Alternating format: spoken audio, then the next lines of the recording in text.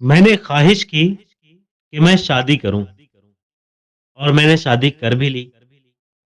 اولاد کی نعمت سے محرومی کے باعث زندگی میں وحشت سی تھی۔ پھر میں نے خواہش کی کہ میرے آنگن میں بھی پھول کھلے، میرے گھر میں بھی بچوں کی ننھی آوازیں سنائی دیں۔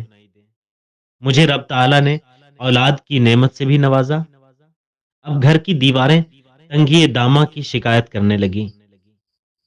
پھر میں نے خواہش کی کہ میرا اپنا گھر ہو، اس کے ساتھ میں ایک باغیچہ ہو۔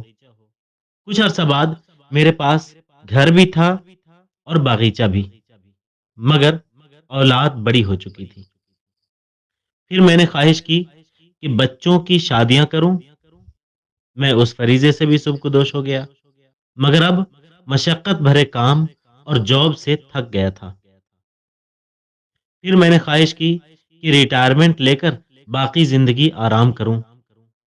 میں نے ریٹائرمنٹ لے لی۔ بچے شادیاں کر کے اپنے گھر بسا چکے تھے۔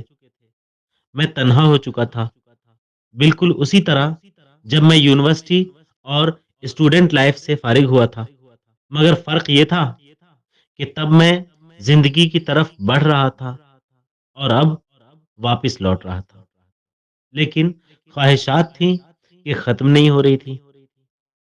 پھر میں نے خواہش کی کہ قرآن مجید حفظ کروں، لیکن میرا قوت حافظہ جواب دے چکا تھا۔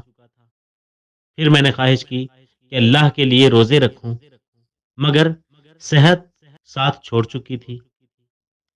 پھر میں نے خواہش کی کہ رات کو اٹھ کر تہجد پڑھوں، مگر میرے کمزور پاؤں میرے جسم کا بوجھ اٹھانے سے انکاری تھے۔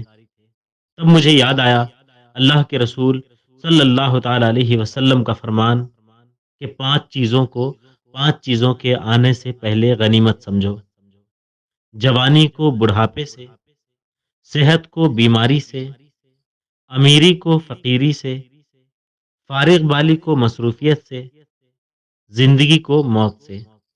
اللہ اپنے ذکر، شکر اور عبادت کی حسن بجا آوری میں ہماری مدد فرمائے۔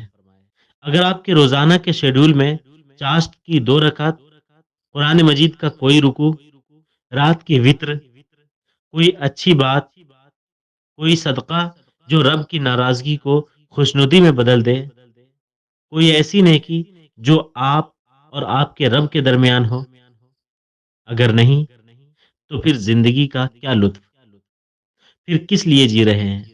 آئیں روزے حسرت کے آنے سے پہلے، بڑھاپے کا جوانی کو کھانے سے پہلے، بیماری کا صحت کو چاٹ جانے سے قبل عمل کریں، خود کو بدلیں۔